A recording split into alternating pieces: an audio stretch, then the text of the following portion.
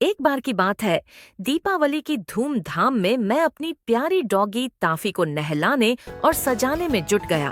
Toffee मेरे परिवार का हिस्सा है और उसके बिना कोई भी त्योहार अधूरा लगता है। जैसे ही मैंने उसे बाथरूम में ले जाकर पानी डाला, वह हल्का सा कूद पड़ी, मानो कह रही हो, क्या कर रहे हो? पर उसका मस्त स्वभाव और प्यार मुझे उत्साहित कर देता है। गुनगुने पानी से उसे नहलाते हुए मैंने सोचा, ताफी को आज ऐसा तैयार करूंगा कि सभी की नजरें उसी पर टिकी रहें। वह भी मेरी बात को समझकर मानो हल्की हल्की आवाज में मेरी हाँ में हाँ मिलाने लगी। नहाते समय उसकी चंचलता और चपलता देखकर मुझे हंसी आ रही थी।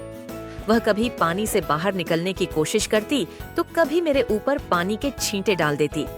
बहरहाल, नहाने के बाद मैंने उसे अच्छी तरह से तौलिया से पोंछा और फिर सूखे कपड़े पहनाने लगा।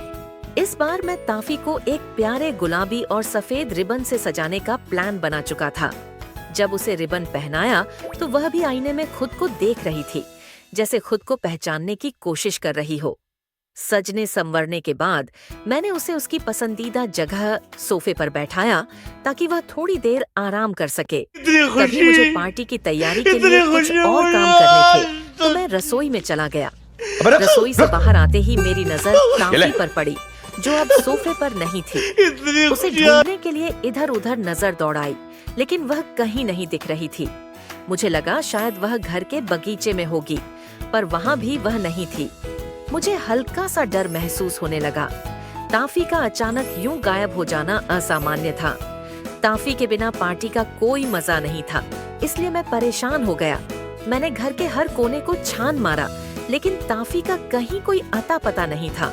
परिवार के सभी सदस्य भी ढूंढने में लग गए। धीरे धीरे शाम होने लगी और मेरी बेचैनी बढ़ने लगी। मेरे दिल में अजीब अजीब ख्याल आ रहे थे, कहीं वह बाहर निकल गई हो और खो गई हो।